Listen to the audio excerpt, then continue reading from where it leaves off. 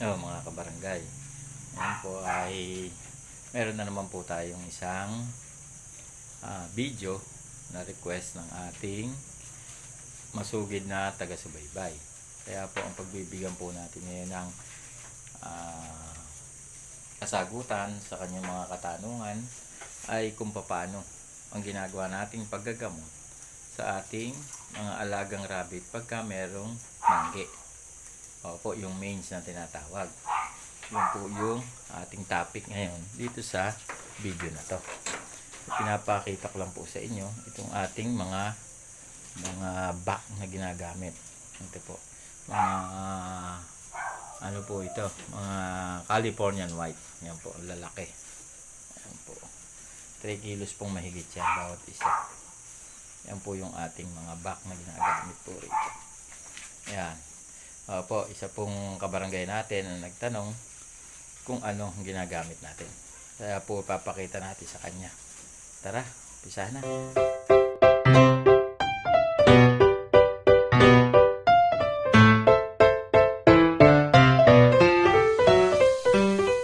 Isang magandang araw po sa inyo mga kabarangay. At ngayon po, sasagutin po natin yung katanungan po nung ating isang kabarangay about po sa mangge. Ito po yung isang rabbit ko na hindi ko po masyadong napansin. Nasa ibaba po kasi siya ng kulungan. Kung mapapansin po ninyo yung paa, ayun po, medyo malala na po pala yung kanyang mangge. Ayan po. Ayan po, kung makikita nyo, ayan po yung apat na paa po niya ay gano'n na po pala. Hindi ko po masyado napagtuunan ng pansin. Ayan po.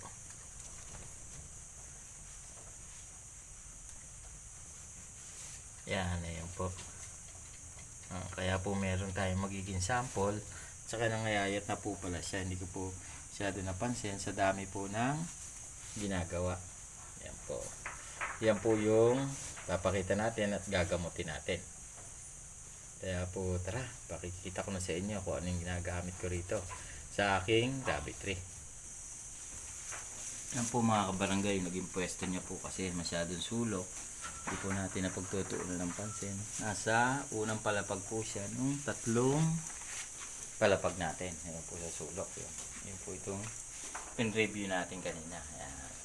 Pero po masigla naman siya. Kaya nga lang po ay aagapan na po natin para po walang maging problema sa kalusugan niya. Ito naman po, na-check na po natin lahat. At palagi naman po natin sila nakikita. Yun lang po talagang isa na yan na hindi ko masyado napansin. Kaya po nagkaganon. Oh mga kabarangay, ito po kanina ay nakisuyo po ako sa aming kapitbahay na si Ate Nel. Kinuha po niya ako. Dahil po yung kinukuhanan ko rin ay naputol na po yung puno. Po, shoutout po kay Ate Nel. Salamat po sa pagkuha ng kakwate. Po, kakwate po ito. Yung tinatawag pong Madre Cacao. Ito po yung Madre de Cacao. Ito po yung natural na ginagamit ko sa paggagamot po ng mga mangge or mange ng alaga kong rabbit dito sa aking rabbit tree. Po, bukod po dyan, ang isa pa pong nanuhan natin, ginagamit natin ay ang virgin coconut oil. Opo, virgin coconut oil. Ito nice. Po yung isa ron sa brand na ginamit ko noon. Kaya po, medyo pricey po siya. Kaya po naghanap ako ng ibang brand. Ito po. Yung pong maliit na to, ang presyo po niya ay kasing mahal nitong malaki na ito na 1 litro. Kaya po dito na po ako lumagay. Para po mas makamura-mura tayo. Ganun din naman po epekto nun. Dahil po kung wala po kayong ganyan at wala po rin naman kapo sa budget, po pwede rin naman po kayong maglangis ng nyog. Basta po langis na galing sa nyog, po pwede nyo pong gamitin na panghalo dito sa Madre de Cacao.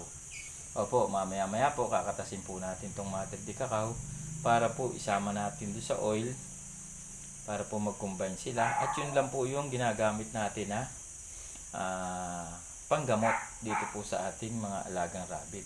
Once po na makita ko na meron siyang kapraso o nangangati po yung paan niya, madali lang naman pong makita na kung may manggi ang mga alaga natin rabbit. Paano masabi? Palagi po niyang kinakamot o dinidilaan yung paan niya kung nasa paa. At lagi naman po niyang kinakamot yung parte po ng tenga niya, sa likod ng tenga o kaya puro sa may mukha. Pagkaka po nakakita tayo ng rabbit na ganon, ay mapagkukonclude na po natin na meron siyang manggi. Lalo na po pagkakabinisita natin siya. Kaya po maging observer din po tayo sa ating mga alagang rabbit. Kaya po ngayon, ipapakita ko po sa inyo kung paano po yung natural na pamamaraan o paggawa dito sa Madre de Cacao at saka po sa virgin coconut oil, kung paano po i-apply at kung paano rin po na pagalingin nitong natural na remedy na to na ginagamit natin. Opo, babantayan po natin, papakita ko po sa inyo kung ilang araw bago po gumaling yung ating mga rabbit pag ito po ang ginamit nating natural. Tara, gawin na natin to. Mga kabarangay, ito yung isa na ginagawa natin sa ating mga may manggi na rabbit. Hindi totoo yan. Naglalaga tayo ng kakwate. Okay. Naglalaga tayo ng dahon ng kakwate. Naglalaga natin sa kalan. Tapos, yan ang iaano natin. Ginagawa ko to sa mga malalala ng manggi. Doon ko siya inilalagay. Ginagawa ko parang pinalalamig ko siya. Pagkatapos ko siyang palamigin, yung parte o yung paa niya na ay ilulubog ko doon. Lalagay ko sa isang lalagyan na medyo malalim para yung paa niya ay mailulubog doon. Pero ipapakita ko po din sa inyo kung paano yung procedure na ginagawa ko para dito sa paggamot natin sa manggi ng rabbit na yung malala na. Kasi po yung isang procedure natin ang ginagawa, yung pong oil lang at saka yung kakwate na kinatas. Pagka po ispat-ispat pa lang o yung isang daliri pa lang sa ilong, yun po ginagawa natin, yung oil with kakwate. Opo, yun ang natin. Pero po pag malala na, ganito na ang ginagawa natin. Yan, ganyan po, papakulo tayo. Yan po ang safe na way para gamutin yung ating mga manggi at the same time po matipid pa.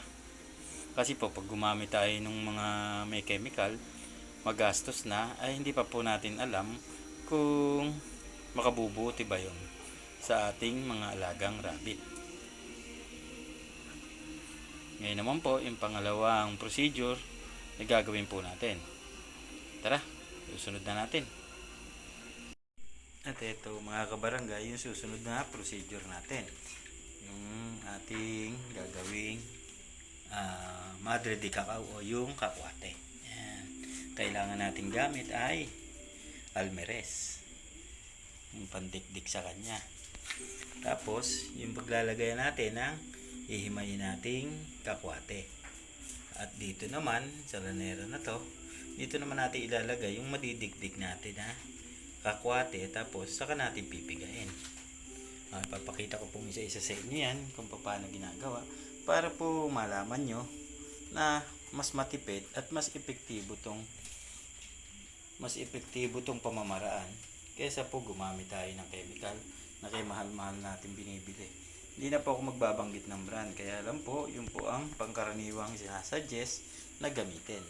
Pero po kay bago pa lang siya, kay malala na, ito lang po yung procedure, yung organic na ginagamit ko para po sa mga alaga ko rabbit. Opo, sayang po kasi pag bumili pa tayo. Dito po, nandito lang sa paligid. Kaya po ito na po ang ating gagamitin. Nakatipid na po tayo, safe pa ang ating mga alagang rabbit. Tara, isa na natin. Gagawin po natin ay kukunin po natin ito. Yan. Tapos po yan, may natin. Kahit po may kasamang konting tangkay. Yan, tapos lalagay lang po natin doon. Pero kung ayaw nyo naman po ng may tangkay, tanggalin po isa-isa. Kasi po medyo matigas nga yun. Kaya iisa-isahin na din po natin. Nakita ko lang po sa inyo kung paano po simulan. Yan. Yan mga kabarangay. Hinihiwa ko siyang maliliit. Ginugupit ko siyang maliliit. Para madali siyang dikdikin. Yan, kagaya nito. Yan. Pagka dinikdik mo na siya, pino na siya. Yan, nagkakatas-katas na. Lumalabas na yung katas na. Kaya kailangan dikdikin siya para lumabas yung katas. Para makuha natin yung natural na katas niya, saka natin isasama rin sa virgin coconut oil. Ganyan lang po ginagawa ko mga kabarangay para sa panggamot sa manggi o sa kate ng ating mga alagang rabbit. Ganyan lang, tuloy lang natin na hanggang sa makatas siya. Opo, ganyan lang. Mga kabarangay, ito na itsura nun pagka pagka nadigdig na natin yan, naglalabas na yung katas niya. Lalabas na yung katas niya. Yan. Yan yung una nating nadigdig. Tapos ito yung nasa nasa almirez. Yan, kung makikita nyo, lumalabas yung katas niya. Yan. Tapos, ang gagawin naman natin ngayon, kukuha tayo dito. Ito yung lalagyan natin ng katas niya. Yan, kukuha tayo ngayon. Nakita nyo, kakatasin din natin. Pag hindi makatas ng kamay, kukuha tayo ng t-shirt. O kaya ng cotton. Yan. Yan, makita mo yung kumakatas na. O, diba? Berde-berde yung katas na. Kailangan pa rin natin ng pang t-shirt na anuhan niya. Para walang sumama na dahon. Pero pinakita ko lang sa inyo para maging kayo kung ano yung magiging itsura, maging aware kayo. Yan. Natin sa kamay. Yan. Tapos muli katasin natin. Yan, tumutulo po. Yan. Yan yung katas niya. Yan yung mabisa na isasama natin sa virgin coconut oil o kahit anong oil na basta galing sa coconut. Yan. Ganyan lang po gagawin natin. Tuloy-tuloy lang hanggang sa maubos natin.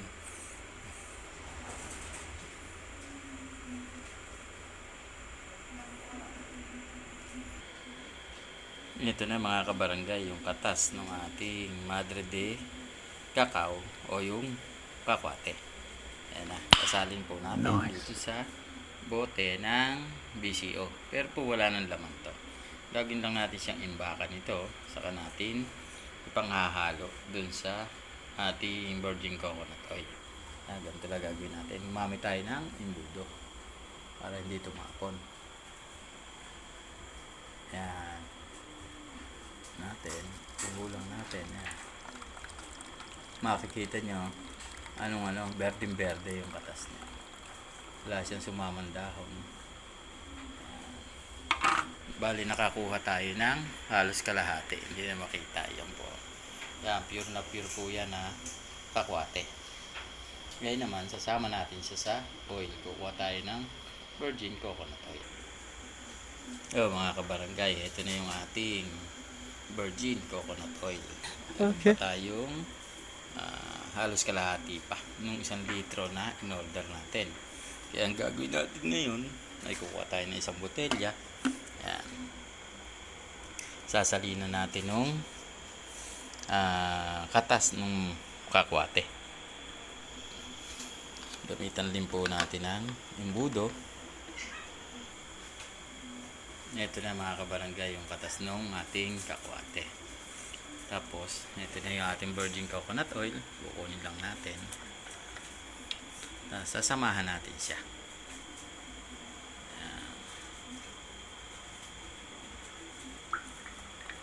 Tumataas ay lalagyan natin ng virgin coconut oil. Huwag po masyadong madami para mas mabisa yung yung kakwate. Yan, ganyan lang po karami.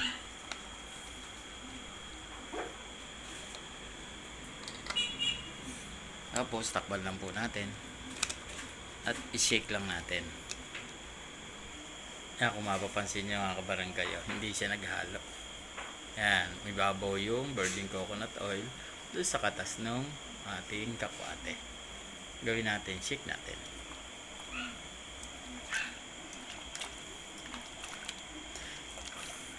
Ayan, ayan na siya. Oh. Every time na gagamitin natin siya, shake natin siya. Para mag-combine yung puwersa nila. Panggamot doon sa ating mga alagang rabbit. Tapos lalagay natin siya sa isang lalagyan na may anuhan, may labasan ng paunti-unti para pag inano natin sa kanya, dire-diretso lang siya. Hindi siya masyadong malakas kasi pag masyadong malaki, kamukha nito yung lalagyan, yan, ipag inyuho natin, maano siya, masasayang, maraming masasayang. Kaya kumuha tayo ng isang lalagyan ito. Yung itong merong parang maliit na butas lang. Yan. Yan yung merong ganyan. Para paunti-unti lang ha. Ito ilalagyan po ito ng alcohol. Ginagamit po natin. Yan. Sasali natin siya rito pag atin ang gagamitin. Para unti-unti lang ang pag-uhot. Mga kabarangay, ito isa example natin ha. Hindi naman medyo ano siya, malala. Kasi po yung mga paan niya, yan, mga paan niya okay naman. Yan. Wala po siyang manggi sa paa. Kumbaga, nagkaroon lang po siya ng kaprasong sa tenga. Yan po. Yan siya sa tenga. Parang balok. Yan. Yan po ang lalagyan natin. Yan. Ito po siyang sabi ko sa inyo na dapat nating may maliit. Yan. Lagyan natin. Yan mga kabarangay. Oh. Ito mga islap na. Kita nyo, niya, nilagyan natin, i-scrub natin. I-scrub natin sa bahagi na medyo nangangapal na, yung parang balok. Yan. Para, tingnan nyo kinabukasan, iba na ang niya. Parang magbabakbak na, yung tumigas na, parang balok sa kanyang tenga. Yan. Ganyan lang, scrub nyo lang. Malikot lang siya masyado. Yan, tapos magiginhawahan na yung ating mga alagang rabbit. Ganyan ginagawa natin sa virgin coconut oil, tsaka puro sa kakwate. Yan. Ganyan lang siya. Pagka hindi malala. Pero pumamaya, papakita ko sa inyo yung malala na sa paa. Kung ano na magagawin natin. Ito naman mga kabarangay, isang procedure na ginagawa natin. Ito naman po yung nilaga natin, yung katas ng nilaga nating dahon ng kakwate. Ito naman po yung gagamitin natin sa malala na mangge. Kagaya po nito. Pero tayo sa rabbit dito. Yung po pinakita ko sa inyo kanina. Bago tayo naggawa nag-proceed sa procedure. Ito po yan. Kita nyo yung paa. Yan. Yan. Yan po yung isang example na malala na. Yan. Yan po. Wala. Yan. Ganyan po yung malala na. Yan. Ang gagawin naman po natin dyan ay ilulublog po natin dito sa tubig na to na may katas ng kakwate. Yung paan niya. Yan, po natin ng halos 1 minuto para po siya mamatay kung ano mga mikrobyo ang meron doon sa paan niya. At the same time po, pagkatapos nun, lalagyan din po natin siya ulit ng langis. Unahin po natin paglublog dito para po mamatay muna yung mga virus yung nando sa paan niya. Tapos po, ang gagawin natin ngayon, pagka okay na, yun naman pong oil din. Lalagyan din natin. Pampalambot naman yung balok para magtuloy-tuloy na yung paggaling niya. Opo. Ganun lang po. Ganun lang yung procedure na ginagawa natin dito sa ito naman po, walang sa tenga. Wala naman siya sa tenga. Sa paa naman siya inatake. Yun naman pong ibang rabbit, yan po, nangayayat na siya. Hindi ko po kasi masyado siya natutukan dahil po naging busy ako. Nung makita ko siya ay meron na siyang mangge sa paa. Ayan po. Lubdob na natin yung paa niya. Mga kabarangay, ipakita ko po sa inyo ngayon yung kung paano natin ginagamot na yung ating mga rabbit na may mga mangge. Sa natural na pamamaraan po, yun po ang ating ginagamit. Ito po ang pinapakita ko sa inyo. Ito po yung ating dayami na inipon Saka ito po yung mga damo natin na in-air dry natin na pampakain po para mamaya. At sana po may natutunan po kayo dun sa video na ipinakita natin ngayon na kung paano gamutin ang mangge ng rabbit. Opo, sa simpleng paraan, sa natural na pamamaraan. Kaya po sana kung nagustuhan nyo itong ating vlog, pakibigyan na lang po ako ng isang like. Pakishare na lang din po para po magkaroon ng idea yung ating mga kasamahang newbie na nag-aalaga rin ng rabbit. At kung napagawi po kayo sa aking YouTube channel, pakibigyan po ako ng subscribe. Pakiring na lang din po yung notification bell para po maging updated kayo sa mga video pa natin gagawin. At saka po hindi mawawala sa vlog natin ay ang shoutouts. Shoutout po sa ating kabarangay na si Pogi's Ride. Sa ating kabarangay na si Etilin Temple Rollins. Sa ating kabarangay na si CJ Vlogs Dog Training. Sa ating kabarangay na si Kat Marie Vlogs. Salamat po Ma'am Kat Marie Vlogs sa palagi mo pong pagsuporta sa aking mga bawat video na inilalabas. Sana po parehas po tayo na maging matagumpay sa ating mga YouTube channel. Sana po sa mga taga-subaybay ko, pakisupport nyo na lang din po yung YouTube channel ni Ma'am Kat Marie Vlogs. Ilalagay ko na lang din po dito yung YouTube channel niya para po makita nyo at nang masupport nyo din po. At saka po special mention po tayo sa ating kabarangay na tinulungan po tayo talaga na i-promote yung ating YouTube channel.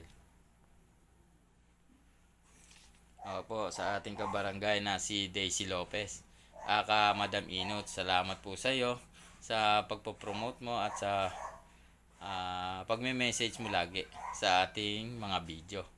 Maraming salamat po at sana po wag po kayong magsasawa na sumuporta sa aking YouTube channel at ganun din po sa aking Facebook page na Barangay ni Daboy TV.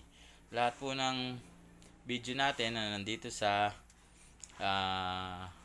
Barangay ni Daboy TV YouTube channel ay nilalagay din po natin sa ating FB page. Pakisupport na lang din po at maraming salamat po mga kabarangay sa lahat po ng sumusuporta at sa mga hindi pa po, welcome na welcome po kayo. Paano po mga kabarangay? Paalam!